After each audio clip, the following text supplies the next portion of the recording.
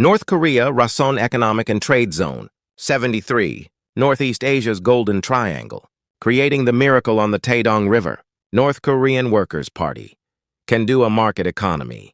North Korea's Rason Economic and Trade Zone, known as the Golden Triangle, is projected to generate $10 billion in annual revenue within 15 years. Following denuclearization and the introduction of a market economy, the Rason Special Economic and Trade Zone in North Korea is a comprehensive special zone located in the Rajin-Sonbong region, designated as North Korea's first special economic zone in 1991. It is designed as a logistics and trade hub directly bordering Hunchun, China, and Khasan, Russia, and featuring Rajin Port as its core infrastructure. It is located in the Golden Delta, connecting China's northeast three provinces, the Russian Far East, and the Sea of Japan. The Rason Economic and Trade Zone was designated as North Korea's first free economic and trade zone in 1991. Subsequently, as it was systematized through the Rason Special Economic Zone Act in 2010 and the Rason Economic and Trade Zone Act in 2011, a structure was established in which the establishment and operation of foreign companies, as well as joint ventures and partnerships, are legally permitted.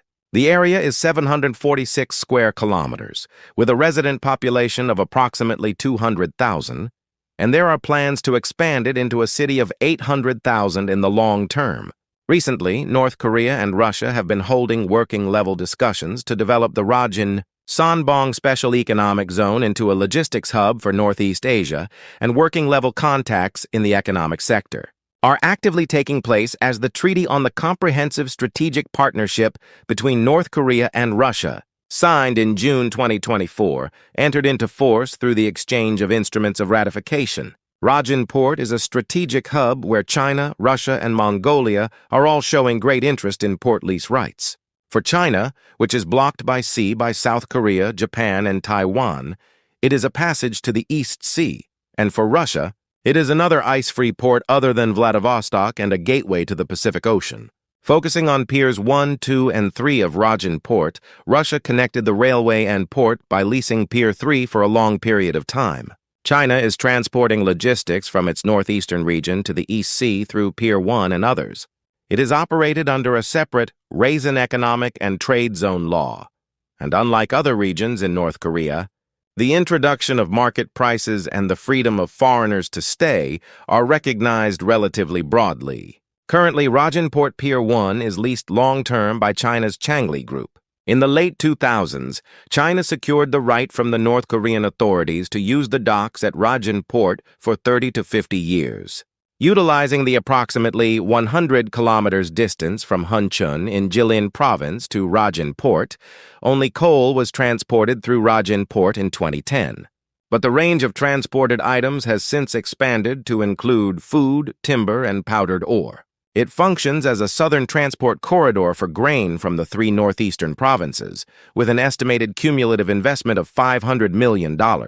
Rajin Port Pier 3 is operated by Russia's Rason Trans. The renovation of the 54 kilometers railway connecting Khasan, Russia, and Rajin, North Korea was completed, and a ceremony was held in 2011. North Korea and Russia established the Rason Trans joint venture to implement this in detail. Currently, there is a bogie exchange facility at Khasan Station capable of converting the standard gauge of North Korean trains to broad gauge.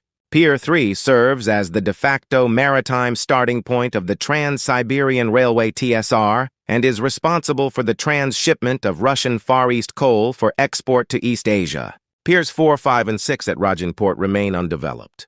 While plans for new development exist, no investors have been finalized at present. These piers are key targets for attracting South Korean, Japanese, and global port operators following denuclearization. The Rason Special Economic Zone is currently showing distinct limitations. Decades have passed since the Rajin-Sonbong Special Economic Zone was designated, yet the economic lives of local residents have seen little improvement. Furthermore, there is an internal assessment that maintaining the regime and highlighting external political achievements are greater objectives than economic development. Since the strengthening of UN sanctions in 2017, new investments have been virtually frozen. Let us look at the current status of the transportation infrastructure network in the Rason Special Economic Zone. The Rajin-Khasan project is a pilot project designed to connect the Trans-Siberian Railway TSR with the Trans-Korean Railway TKR. Its expected benefits include a massive increase in logistics cost revenue for both Russia and North Korea, the formation of a new economic zone, diversification of export destinations, and the promotion of reform and opening in North Korea. The currently established network is as follows.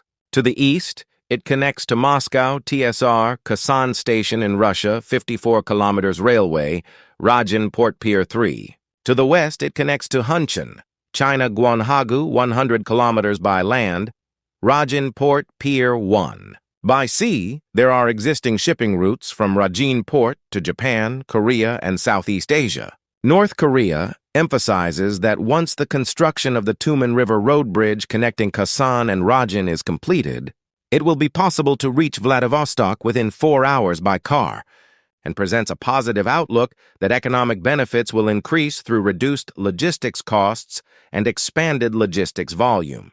Rason is the most actively operated special economic zone in North Korea, but its development has been slow due to international sanctions and the aftermath of COVID-19. Although it is connected to Russia via the Rajin-Khasan Railway and the China Rason, roads and power transmission lines have been partially improved.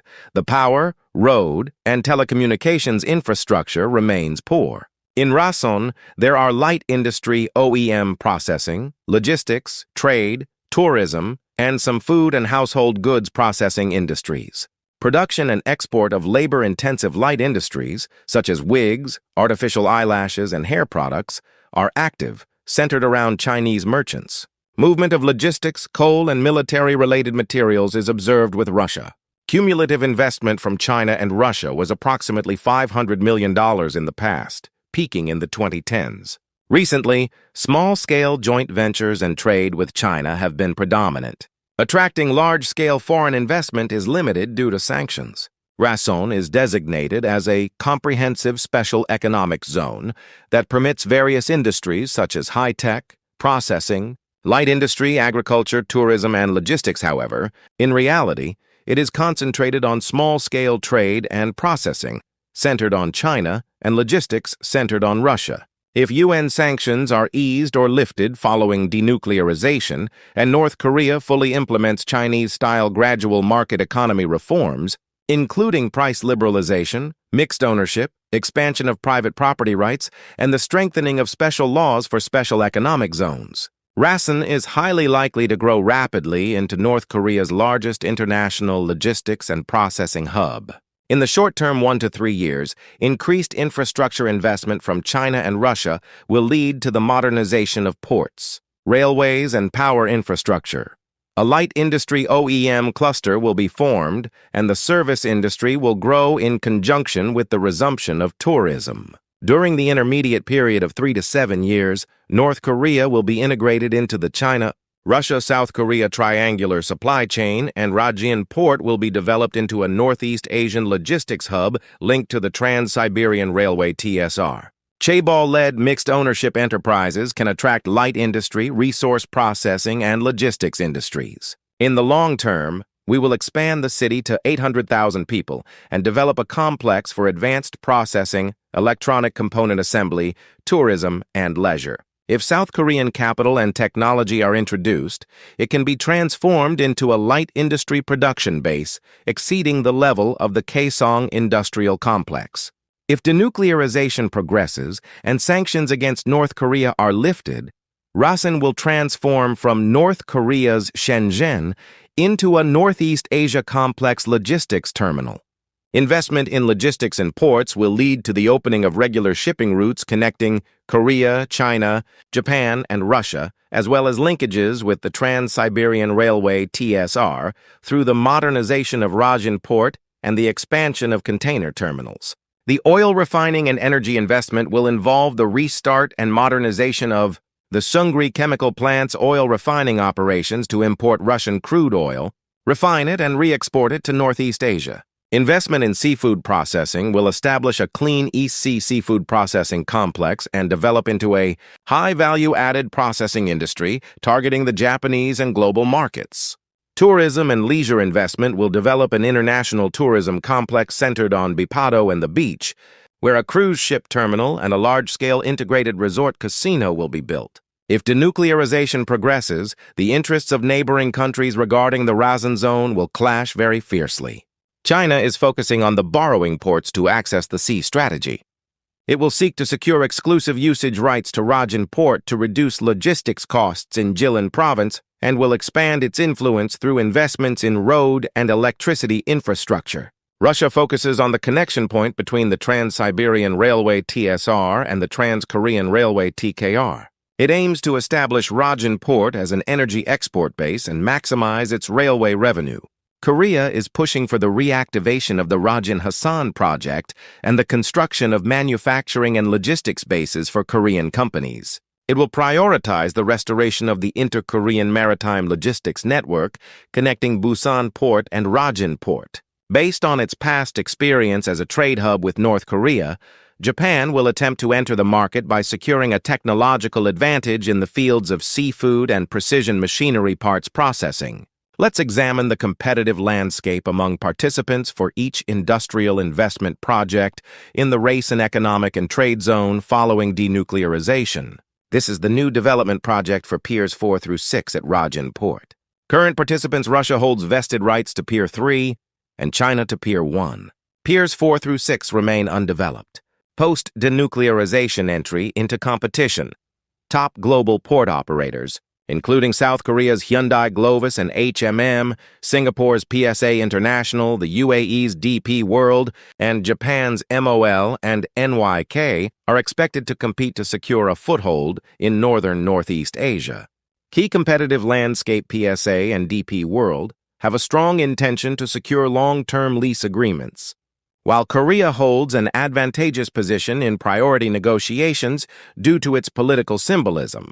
China will aim to secure Piers 4 and 5 by leveraging its existing vested rights to Pier 1. Russia is highly likely to block Korea's participation in the Trans-Korean Railway TKR as it seeks to maintain its monopoly on the TSR connection. This is the TSR-TKR Railway and Logistics Connection Project.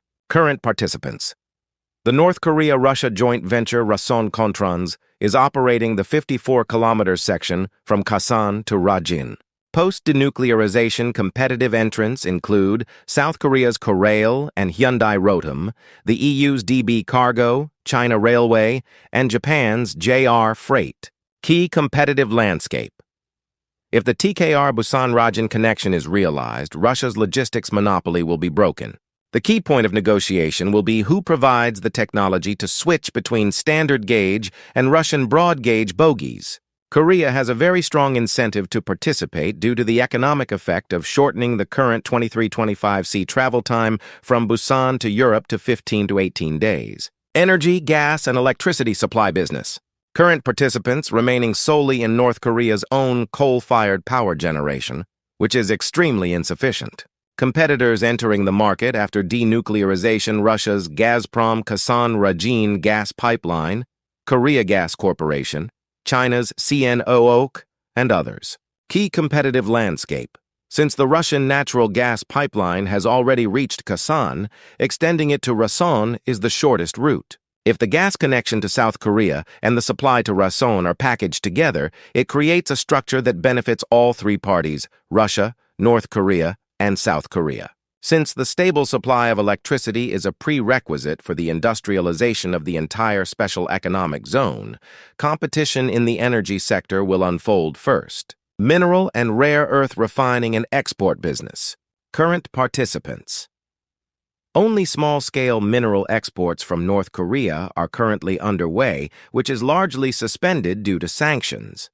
Competitors entering the market after denuclearization: South Korea's POSCO Future-M, Germany's BASF, the US's MP Materials, and Japan's Sumitomo and Toyota. Key competitive landscape: the US and EU have the most urgent demand for establishing rare earth supply chains independent of China. The key leverage lies in qualifying for Section 30D of the U.S. Internal Revenue Service IRA, if this qualification is automatically obtained. Following denuclearization and the establishment of diplomatic relations between the U.S. and North Korea, this is the sector where investment decisions by Western battery material companies will be made most rapidly. The core of competitiveness is the vertically integrated structure of transporting minerals from North Hamgyong Province to Chongjin and Rason for refining and export. This is an export processing light industrial and electronic parts assembly business. Current participants dozens of Chinese small-scale toll processing companies. Competitive entrants after denuclearization existing companies in the Khasan industrial complex. Korean small and medium-sized enterprises, Taiwanese Foxconn EMS companies, Japanese electronic component companies, etc. Key competitive landscape South Korean SMEs with experience in the Khasan industrial complex are the fastest entrants. Large EMS companies are assessing the feasibility of securing scale, while Japanese companies require the resolution of historical issues as a prerequisite. Low wages of $80 to $150 per month and a disciplined workforce are key incentives. Fisheries processing and export business. Current participants. Only joint venture fishing grounds with China currently operating on a small scale due to being subject to sanctions.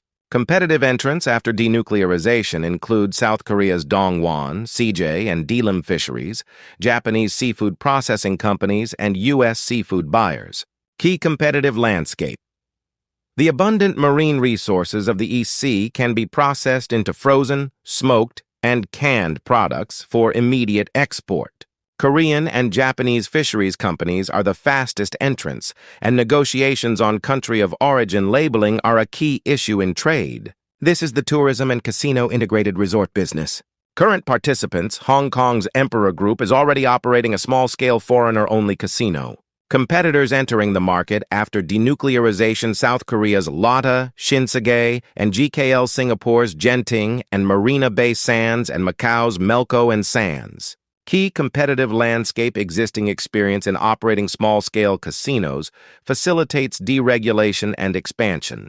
There is significant interest from Macau casino tycoons, while Korean companies are likely to take a cautious approach, judging the risk to be high relative to their individual characteristics. A complex resort structure combining MICE, casinos, and shopping, similar to the Singapore model, is the most effective. Now let's look at the investment incentives that North Korea can offer. As part of the legal stability package, it is possible to legally guarantee 50-year land and dock usage rights, except provisions for international commercial arbitration, ICC, ICSID dispute settlement, and codify in law the prohibition of nationalization and confiscation. Tax benefits may include a 10-year complete exemption from corporate tax, followed by a low tax rate of 14%, 0% customs duty on imported raw materials and equipment, and the liberalization of dividends and profit remittances. The labor package offers a minimum wage of $80 $150 per month, half the level of Vietnam, a ban on strikes and control of collective action, and a guarantee of immediate deployment of necessary personnel. Exclusive operating rights may grant exclusive licenses for specific docks, tourism and casinos, a 10-year guarantee against competitors, and priority in negotiations for extension thereafter. For the priority supply contract for raw materials, we offer a long-term offtake purchase contract for minerals in North Hamgyong Province, a 10-year fixed-price negotiation, and a package of mining and processing rights. Logistics gateway privileges provide priority for TSR-connected transshipment, 24-hour expedited customs clearance, and unlimited inventory storage within the bonded area. We also need measures to pursue the best interests of North Korea. Principle 1. Breaking away from structural dependence on China and Russia through a multipolar strategy. We must fundamentally change the current structure of over 80% dependence on China.